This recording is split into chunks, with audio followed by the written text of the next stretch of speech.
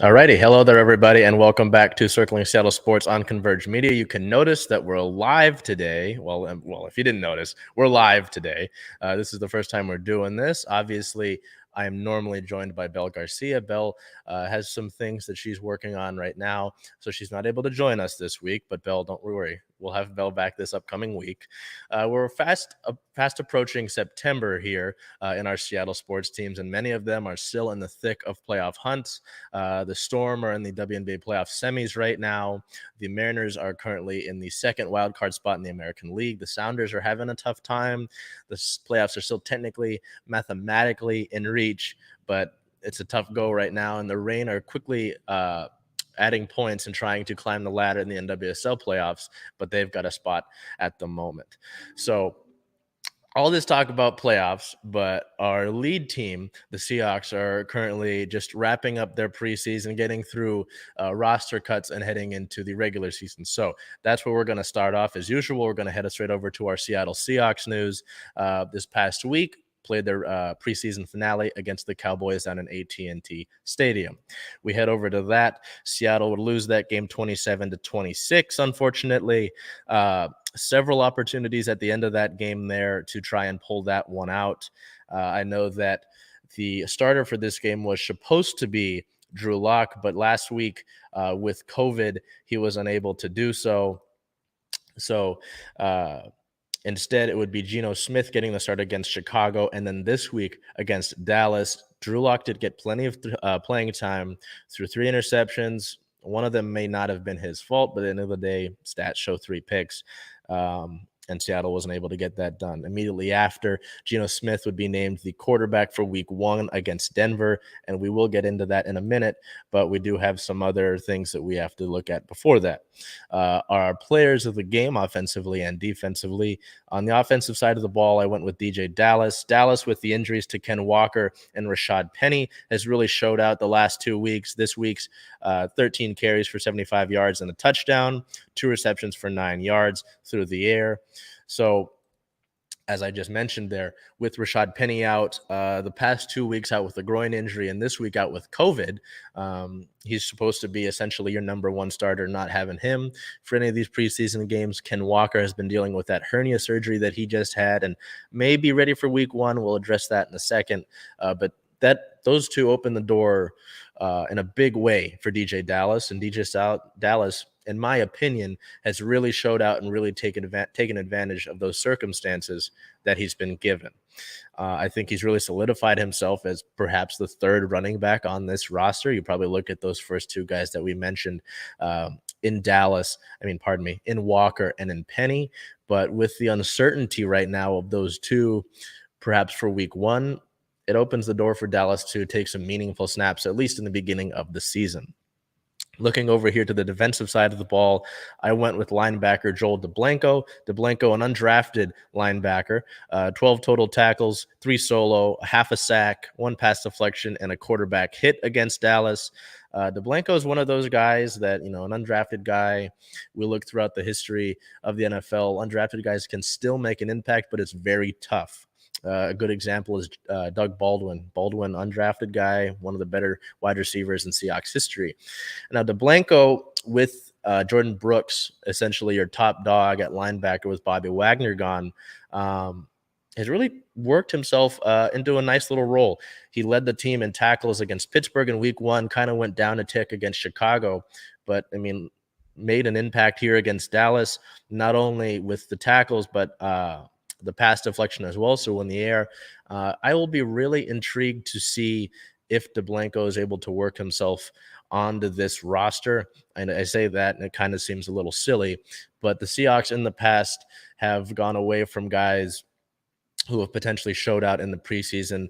A key example for that for me is Casey Williams. I believe it was 2018, had a great preseason, didn't actually end up making the 53-man roster. I would, if I'm a betting man, which I'm not, I know we got sports books and all that now, I would say that DeBlanco is going to be on the 53-man, and if not the 53-man, he'll make practice squad. But great performances from DeBlanco there. Just, you wish it would have been in a win. So tough loss there, but we get with preseason, it's perfect for guys to take advantage of opportunities, just like with those two past players of the games, and get real big information. The biggest piece of info in Seahawks land and technically in the NFL in regards to Seattle is the quarterback situation. And this past week, it was announced right after that Dallas game that Geno Smith would be named the starting quarterback for week 1 against Denver. I know this has drawn some ire. We've gotten some comments about it. But Geno's going to be the starting quarterback. That's what Pete Carroll has said. They seem pretty firm on that, and that sort of looked like what the decision would be as the preseason went on. I know that I've been a proponent of Drew Lock. That didn't work out. I still think that Lock can start a few games throughout this 17-game regular season. That's just not how it's gone. Geno Smith is a guy who's obviously familiar with the ones in the Seahawks organization, has the most experience with them, definitely knows the playbook better, I would assume. And it just seems like, I guess, the most steady option for Pete Carroll in this offense. That's something that was talked about through the remainder of the season after Russell Wilson got injured, was taking care of the football. And if we look at this preseason, Locke didn't do that. I believe over the past 2 weeks, there's 4 interceptions between the games against Chicago and Dallas for Locke. So tough go of it, but I believe that we'll see Locke sooner rather than later.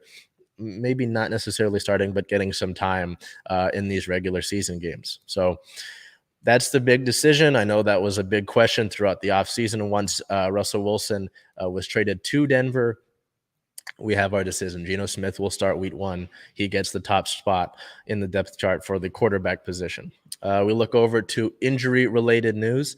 As we were talking about, Rashad Penny contracted COVID over the past week on August 25th, so he would miss that preseason finale against Dallas, and as we said, did not play in those previous preseason games due to a groin injury. So I know maybe some fans are worried about it, considering that Penny's had some issues with injuries in the past. Going to stay on the optimistic side and hope that this is not something to see for the regular season, because if Seattle can get anything close to what they had from Penny throughout the end of that regular season, Seattle's going to have a good running game, especially with some of the newer tooled offensive linemen in Charles Cross and Abe Lucas. But got to get there first, got to get Penny back healthy, and we'll see that. Not entirely sure on his week 1 status, but in terms of week 1, we move over to the next part of injury news. August 27th, Ken Walker could be back by week 1. Pete Carroll has said that the rookie running back is working his way towards a return and is on track for that. So we'll keep you updated on that. Not for sure again, but to get that 1-2 punch of a guy who was the top running back in the nation last year, and whatever Penny was doing at the end of last season to really show out and be a monster of a running back, Seattle would have a good 1-2 punch and would really help Smith at quarterback. On the 28th, unfortunately, the team placed cornerback Trey Brown on the reserve/physically unable to perform list. So Brown will seemingly be out for a little bit, dealing with injury. I know that cornerback spot is also an interesting situation. There's a mix of veterans in Artie Burns, Sidney Jones, Justin Coleman, as well as rookies in, well, Trey Brown's now a second-year guy, but the rookies in Tariq Woolen, Kobe Bryant. So there's definitely some spots for opportunity in the cornerback room, and unfortunately Trey Brown will not be able to join immediately as he's been put on the PUP list. Looking over at team-related news, on the 24th, Shekeem Griffin announced his retirement. The former 4-year veteran has stepped away from the game. Former Seahawks drafted, joined Seattle, became an instant sensation with his combine, really stood out there as a player with only one hand. We got to play with his brother Shaquille Griffin, and there was a great moment in the 2019 playoffs where those two combined for a sack of Aaron Rodgers. That was one of my favorite photos that I've seen in a while, was those two sharing a handshake after that sack. But Shekeem has decided to hang him up, and he will join the NFL Legends community. So that is nice to see that Shekeem will be staying in the realm of football, just in a different capacity. As we mentioned, Geno Smith named the starter against Dallas. And on the 28th, the team made 4 roster cuts, including linebacker Aaron Donker from Germany and tight end Cade Brewer, as well as running back Ronnie Rivers. So as we were talking about, as we approach week 1, even in these next coming days before that week 1 matchup against Denver, Seattle will have to make the tough decisions, have to see who they want to prioritize. They could bring back guys later on in the year, practice squad, but cutting down from about 75 down to 53 is a difficult decision. When some of these guys, this is their livelihood, this is what they're trying to do, it's their dream. But Seattle has to make a decision, especially considering that John Schneider and Pete Carroll, the GM and the head coach, has said that this is a year they plan on competing. So you want to make a competitive roster, you got to make some tough decisions. Looking at our record and standings here, the Seahawks sit at an 0-3 preseason record, so they finish out winless in the preseason. Things get a little bit more serious here as we go to the regular season, but that isn't for a little bit. That's on September 12th, as you can see here, versus the Broncos with a 5:15 p.m. start time. That is a Monday night football game. But yes, as you can see, there's a little bit of time before then. So important decisions to be made for Seattle, and you'll probably see some of these roster moves made in the coming days even.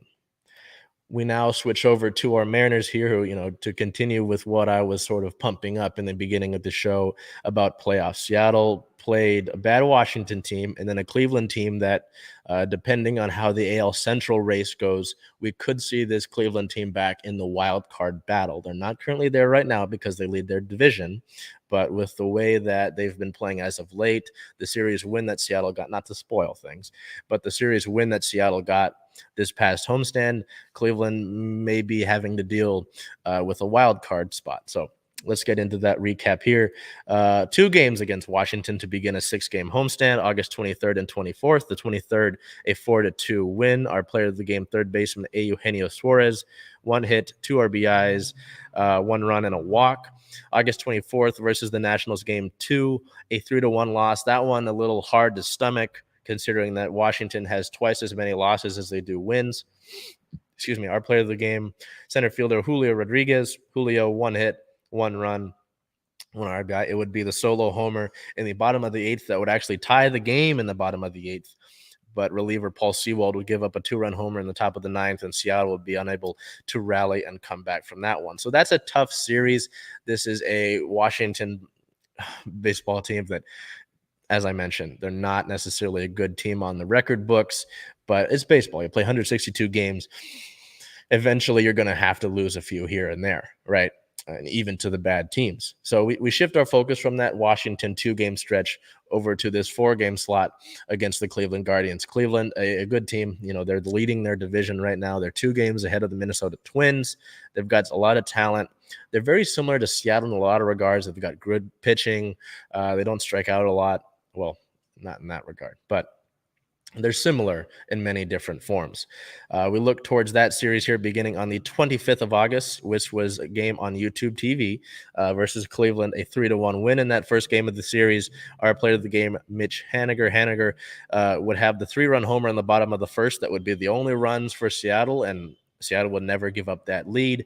He would also be the YouTube player of the game. As I mentioned, that game was streamed on YouTube. On the 26th, that game on Friday versus the Guardians, a 3-2 win. This game going into 11 innings. Once again, our player of the game is Mitch Haniger, as he had the walk-off single in the bottom of the 11th to send that game home to take the 2-game series lead against Cleveland. August 27th versus Cleveland, the day that Ichiro Suzuki was inducted into the Mariners Hall of Fame, which we will talk about more in depth here in a minute. Unfortunately, a 4-3 loss. The Mariners could not get the win for Ichiro that night, as well as with the rest of the Mariners, almost all of the Mariners Hall of Fame in the building. Our player of the game, pitcher Luis Castillo, the new Mariner, well, relatively new Mariner, put on a great performance, only allowing 1 run through 6 innings pitched, but ultimately couldn't get the win despite the great pitching. On the 28th, to wrap up the series on Sunday, the Mariners would beat Cleveland 4-0, so a nice shutout victory. Our player of the game, pitcher Robbie Ray going 7 innings, 3 hits, no runs, no walks, and 7 strikeouts. This matchup on the 28th was a little difficult because you come off of that win against the come off of that loss, pardon me, on the 27th. Seattle hit 3 solo home runs, and that was historic, not in a good way, as the Mariners became the first team since 1903 to have 3 homers in a game and no other base runners. That's 1903. That's in any capacity, that's pretty wild.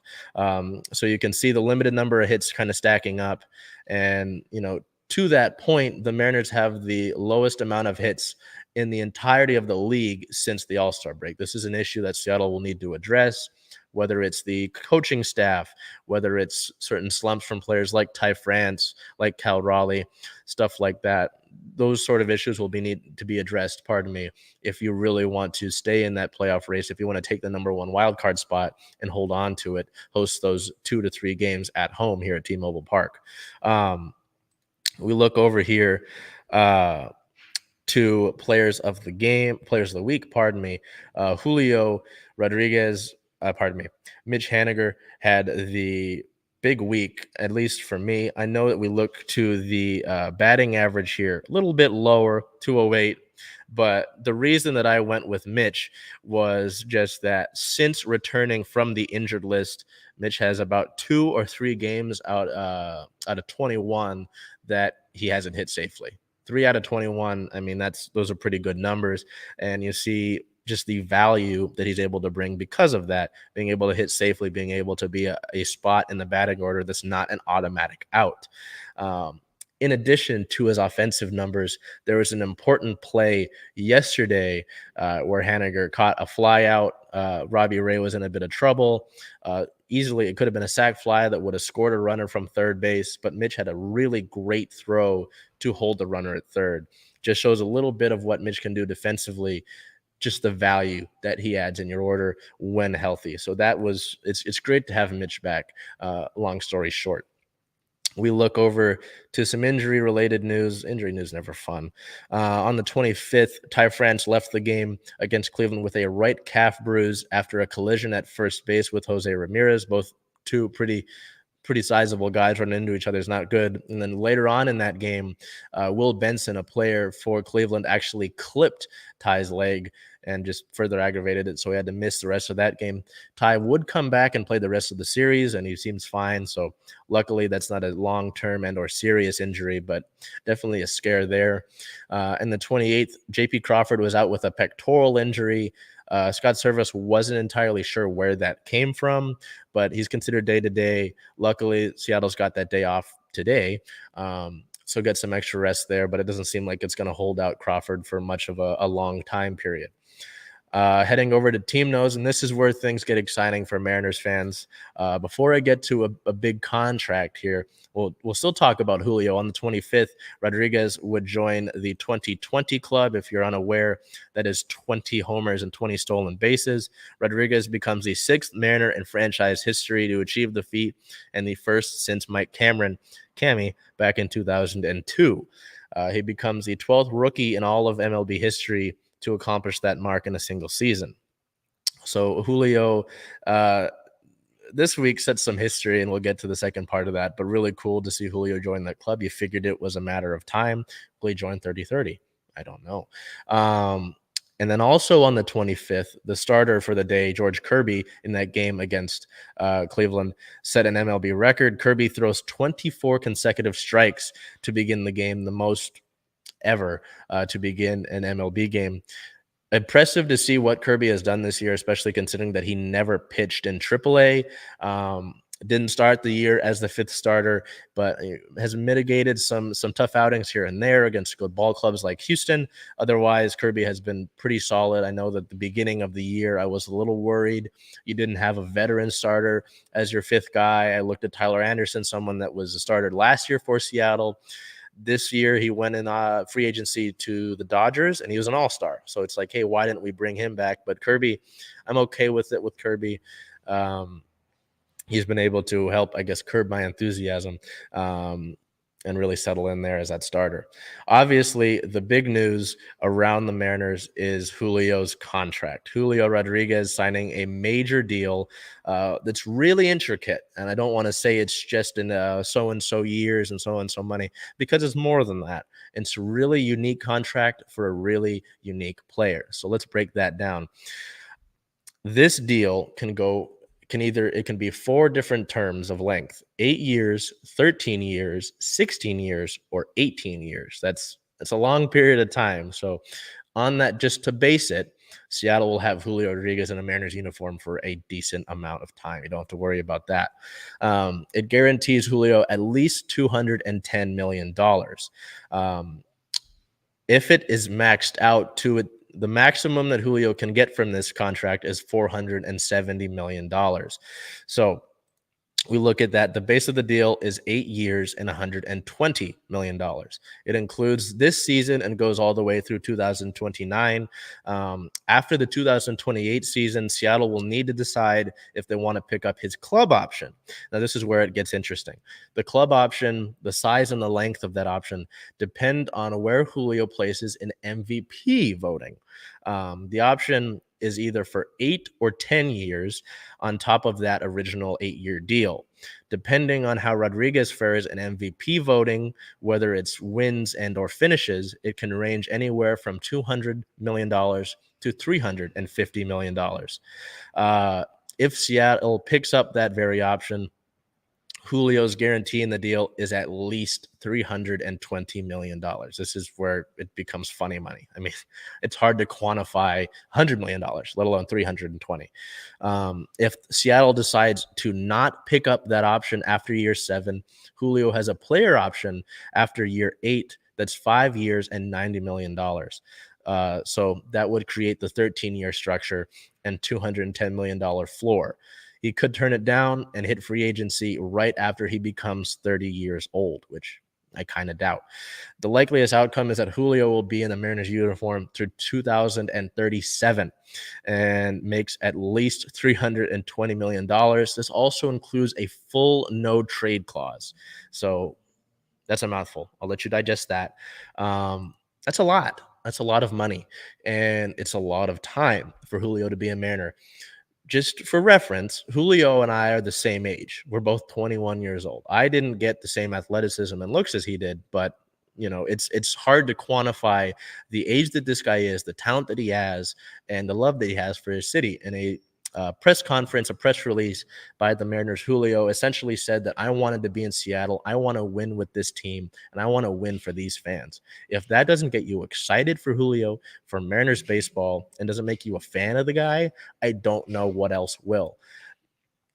As a guy who's been a consistent optimist of this team and this ball club, you get the comments whenever there's a star player for Seattle that, oh, he'll go somewhere else, he'll get traded, which I admit has happened. Baseball greats like Adam Jones, David Ortiz were in the Mariners organization at a period of time, and then they got traded away. I understand that happened in the past, but this is a different organization. Julio is a different player. So to get him for at least 8 years is a great thing. I know that this has been a cry that people have had to get Julio extended for a period of time, and it's great to see that happen. So at the end of the day, it's a great thing. Seattle's paying him about 15 or so million a year, which is pretty solid, for a superstar of his caliber, and especially considering that he's only going to continue to grow exponentially. So all in all, a solid deal. Going from that to a different outfielder over the past week, as we mentioned on the 27th, Mariners great Ichiro Suzuki was inducted into the team's Hall of Fame. He becomes the 10th member of the Hall of Fame, joining former teammates Ken Griffey Jr., Edgar Martinez, Jay Buhner, Dan Wilson. It was an incredible ceremony, to have all of those members of the Hall of Fame, except for Jay Buhner, Lou Piniella, and Randy Johnson present from the Mariners Hall of Fame. Different players from his past. Raul Ibanez was there and got a loud Raul chant from the crowd. near sold out crowd. Several of the Cleveland players were in the dugout watching it as it took place. Ichiro, not a native English speaker, had a 7-minute speech and totally rocked it. I mean, it was a great speech filled with laughs, commemorating other players like Ken Griffey Jr., who he shares a special bond with. Julio Rodriguez brought Ichiro flowers out before the speech took place. It was a special pregame ceremony to honor a truly special player. I'll show you a great shot that our photographer here, Liv Lyons, got of Ichiro. There are several other great photos, and we'll have an article out for you to really document the ceremony. But all in all, a really special moment and really great. There were some moments that, I will admit to you, I got a little emotional about seeing signs in the crowd like, "We named our son after you." Liv, as I mentioned, Liv Lyons shared a story that Liv learned Japanese because of Ichiro and just set apart. Ichiro became the first position player in all of Major League Baseball from Japan. There were pitchers, but never a position player. And man, it was for a guy that I didn't grow up with Griffey when he was in his prime, I basically grew up with this guy in his prime. And, to be there for this ceremony, thank you to Converge for our partnership and to get us there for these Mariner games, right? It was a special moment. It was a very special moment. And it's incredible to know that Ichiro still plays such a big part within the organization as an assistant to the chairman, which basically means Ichiro gets to be around the organization, train with them. The guy still looks like he can play. I'll tell you that admittedly, he could still play. All in all, a special ceremony to celebrate a special player. And I can confirm with you that a statue and his number being retired are coming. That's just got to go through once Ichiro gets inducted into Cooperstown, the Major League Baseball Hall of Fame. That is when that can happen officially. It's not confirmed that it'll happen the year he gets inducted into the Hall of Fame, a year after. That's just the criteria that the Mariners organization sets. Once you hit Hall of Fame, is then we can retire stuff like that. And so that's coming. I know I've been curious about when we see his 51 retired. Maybe it's a split retirement with Randy Johnson, and when we see an Ichiro statue. But those are coming. It's just got to be when he hits Cooperstown. And even representatives from the Hall of Fame said that this is just a matter of time before this comes out. So it was, long story short, you can tell it was a special moment. We continue over here with some league-related notes, just some smaller things. On the 23rd, the Angels could be put up for sale. Owner Arte Moreno has owned the Angels since 2003. In a quote, he said, "I have ultimately come to the conclusion that now is the time." So this is interesting, especially considering that it's intra-division, because it sort of seems like we could see Mike Trout traded, Shohei Ohtani could get traded, or in a different light, we could see the new owner sign Ohtani to a mega extension and keep the team together. That'll all be decided once the team is sold, but just to keep that on your monitor that the Angels could be put up for sale, probably will change ownership. Also announced that with the coming of the 2023 MLB season, which we'll showcase for you next week, Major League Baseball will participate in the Korea Series, which is a series from November 9th through 16th, where MLB players and KBO players, Korean Baseball Organization, will have a sort of series there over in South Korea. It is the first time that the league is traveling to South Korea since 1922. So that'll be cool to keep an eye on. There are some fun stories of KBO players that came to the United States and players from the United States that went over to the KBO. So that'll be really cool to see how baseball is trying to grow the sport internationally. I almost said nationally. My apologies. We look over here to the standings and record of the team, as well as what's upcoming for the Mariners. So Seattle will go on the road now to play in the Midwest, the Tigers and this same Guardians team, as the Mariners hold a 70-win, 58-loss record. They are still second in the American League West. They currently hold the second wild card spot in the American League. They're a half game behind Tampa Bay for the first overall wild card spot. Tampa Bay holds the tiebreaker over the Mariners because Tampa Bay has a better record this year against us. And then the Mariners are a game ahead of the Blue Jays, and the Mariners hold the tiebreaker against the Blue Jays. So these are important things to note once we get to playoff time, but that's a little bit away. Looking towards the next series, Seattle has today off, and then they go to Detroit to play the Tigers from August 30th to September 1st. The August 30th and 31st games are 4:10 p.m. first pitch times. September 1st is a 10:10 a.m. first pitch time. Then they travel over to Cleveland to play this Guardians team. Again, that could be who Seattle is battling for a wild card spot, who they're jockeying for a wild card spot for. That takes place from September 2nd through 4th. September 2nd is a 4:10 first pitch. September 3rd is a 4:15 first 10 pitch.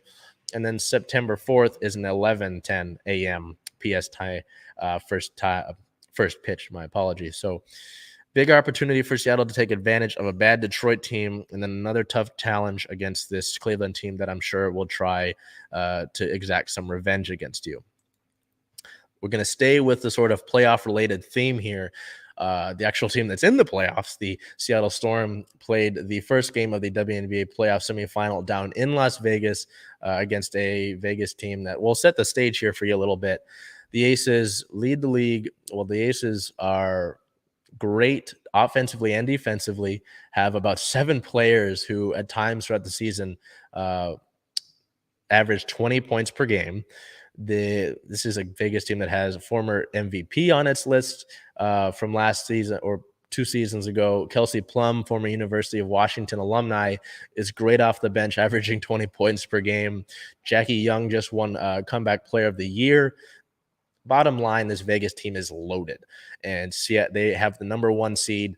Seattle has the number 4 seed. So it's a tough challenge, and Seattle was able to look at that tough challenge and not worry about it too much. Taking game 1 of the series on the road, 76-73. Our player of the game, Jewel Lloyd, the Gold Mamba, had 26 points, 4 assists, 1 steal, and 10 points in clutch time. Very similar to game 1 against the Washington Mystics. Lloyd was able to hit clutch buckets down the stretch, keep Seattle in this game, and ultimately help elevate them to a win. This is big. I'm sure if those who watch basketball in these series, even other sports that have series, to take game 1 on the road when you're sort of the underdog to go out and throw the first punch, this is huge for Seattle to go out and really show out. The first quarter, Seattle really came out swinging, great offensively, was able to get buckets, dominate the boards, and catch Vegas flat-footed. Vegas settled in the second quarter. Down the stretch, though, very neck and neck. Vegas was able to overcome an 11-point deficit. The shooters were able to sort of get in it. But ultimately, Seattle, a great defensive team, was able to hang their hat on that all season. Was able to lock down late. Kelsey Plum attempted a late 3 that would have tied the game, bricked out. Seattle takes game 1. Again, can't understate how big this is, even with Seattle playing, not having Gabby Williams, a great defender and recently a great offensive contributor, without having her in Vegas for these first 2 games. So this automatically guarantees that you're not getting swept and that you'll have potentially 2 games at home. You'll have 2 games at home. So this is a big deal. If Seattle is obviously able to win game 2, and if you've got thoughts on that, feel free to leave me a comment. Then we could look at game 3, which is in Seattle, and we could look at that as a clinching game. So game 3, take you to the finals if you win a game in Seattle that's already almost getting to sold out. That'll be a wild atmosphere. But this is a big game 1, and to have Jewel Lloyd, who in one of the games against Vegas, recently only scored 1 point. Her next game, she scored her season high in 38. It really shows who Lloyd can be, and to have a consistent Lloyd who's back to her clutch self is really big for this big 3, let alone Storm down the stretch, because Sue Bird poured in 12 assists. Brianna Stewart continues to play like an MVP. But, to have the highs and lows that Lloyd can bring is a little bit of a wild card, but you can see she was very impactful here in this game. So luckily, not much injury news to report to you. A little bit, though, as we look at the injury report for game 1, Mercedes Russell continues to be out with those reoccurring headaches. It's currently unsure if we'll even get her back anytime soon. And as I mentioned, Gabby Williams is still out with a concussion that she suffered in game 2 against the Mystics, still in concussion protocol. She did not travel with the team, so I imagine at best, we see her in game 3, but I'm not even necessarily confident on that.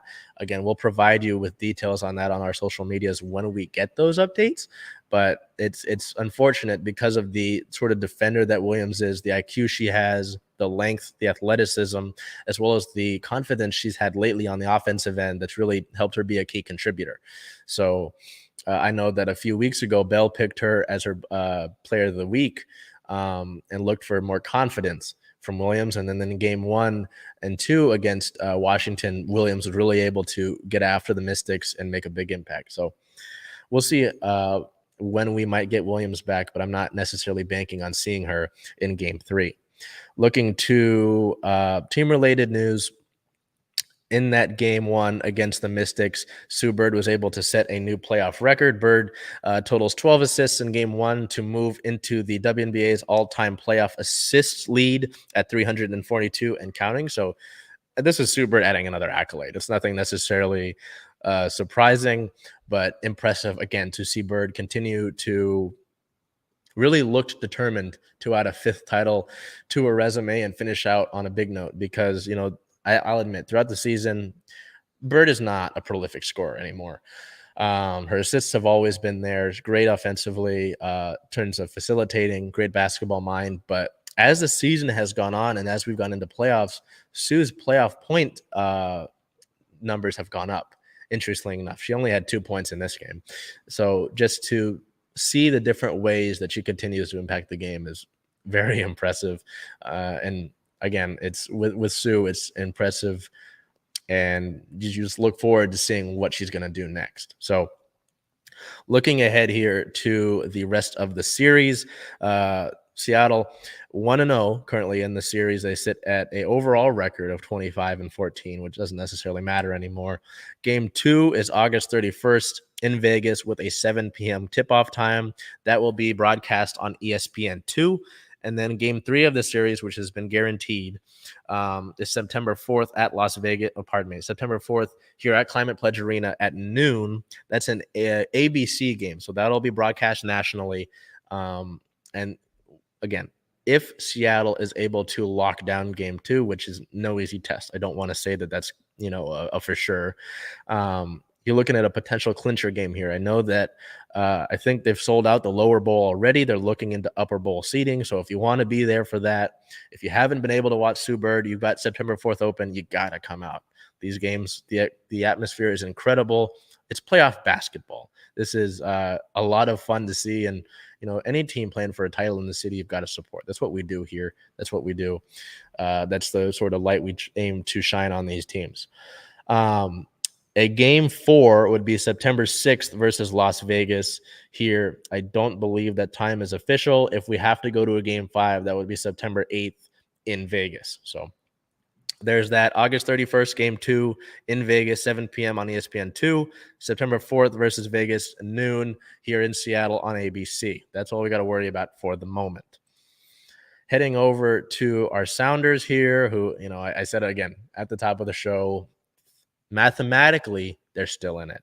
But at the current point in time, things are looking a little difficult.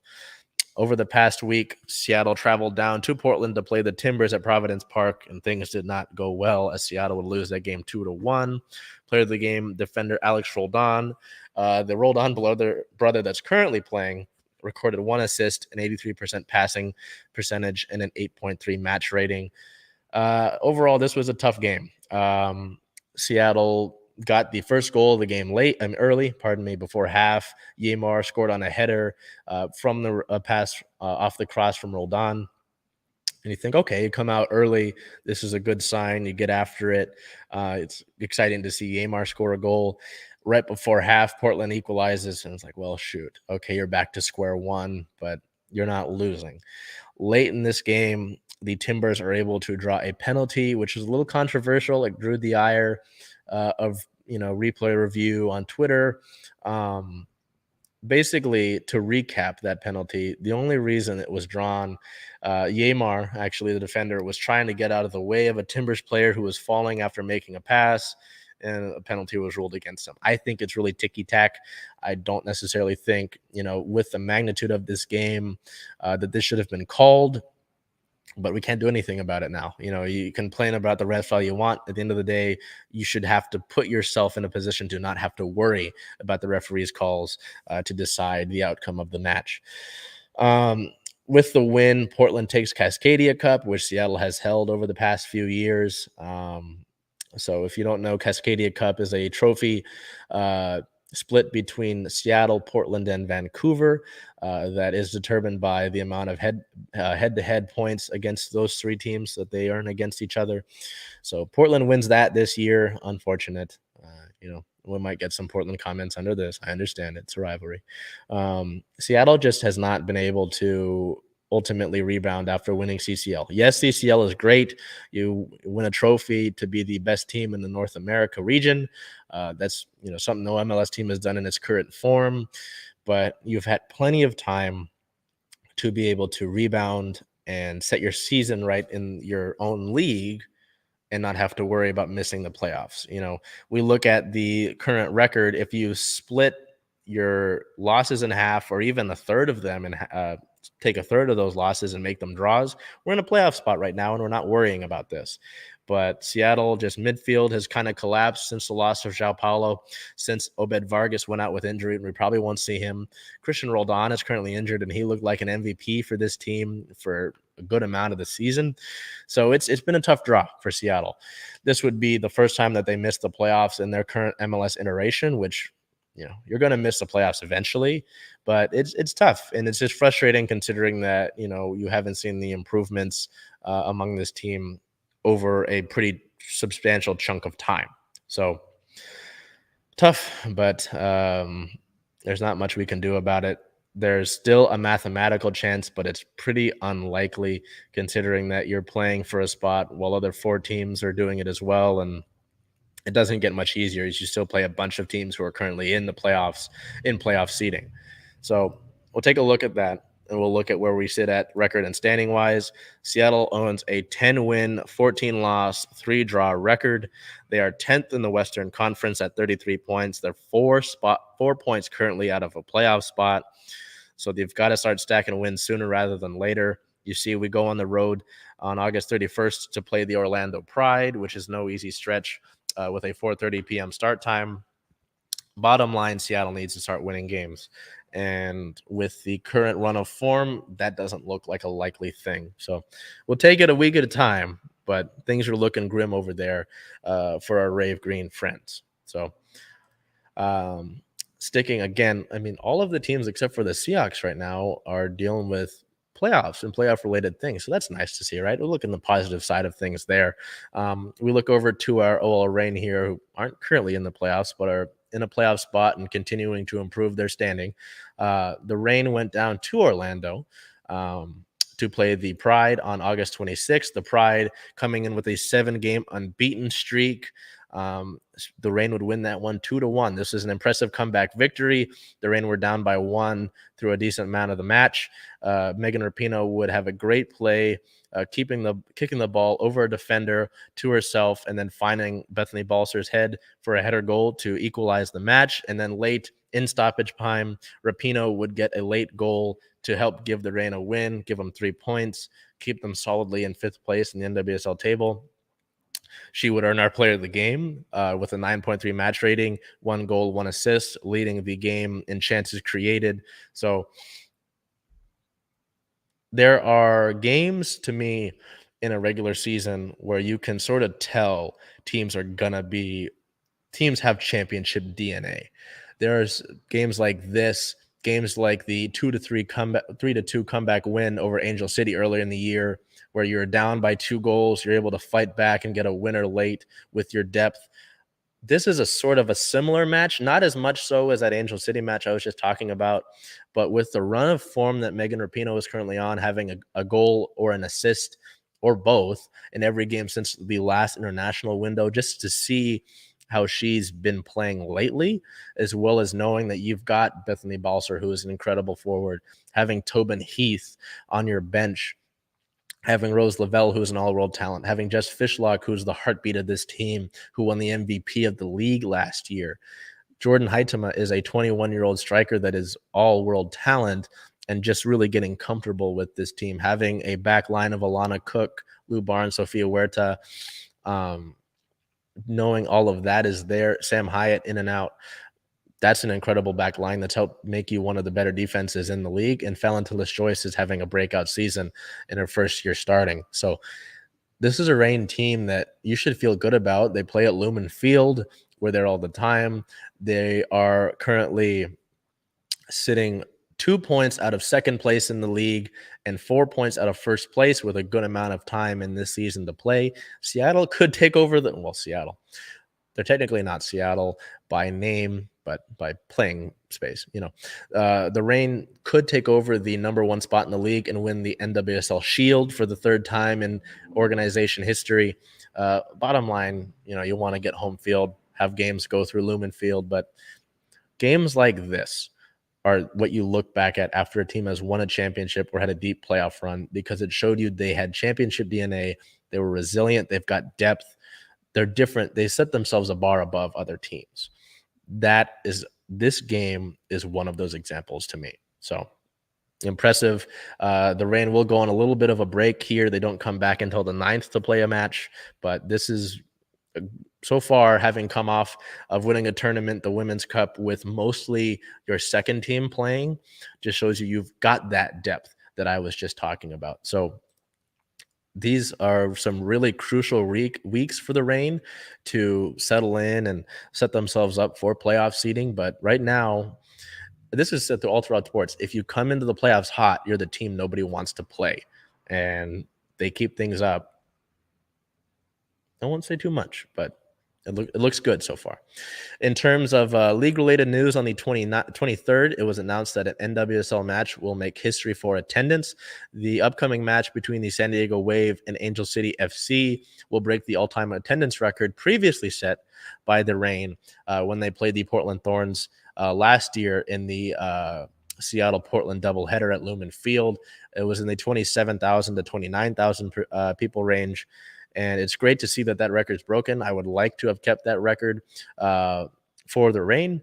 But, with a league like the NWSL that you want to see grow, this is really exciting to see.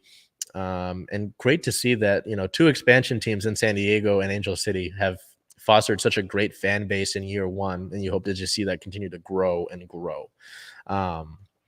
So looking over to our standings and such, the Reign sit at 5th in the NWSL table, as I mentioned. They have a 7-win, 4-loss, 6-draw record, 24 points currently in the table, as I mentioned. 2 points out of second place, 4 out of first. The Reign get a little bit of a break. They will play back here September 9th in Chicago against the Chicago Red Stars. So a little bit of a break for them, understandably so. They just played a tournament. They've been on the road for almost a month. But they come back actually to play the Red Stars at home, at Lumen Field in the fan appreciation match. So we'd love to see you out there for that.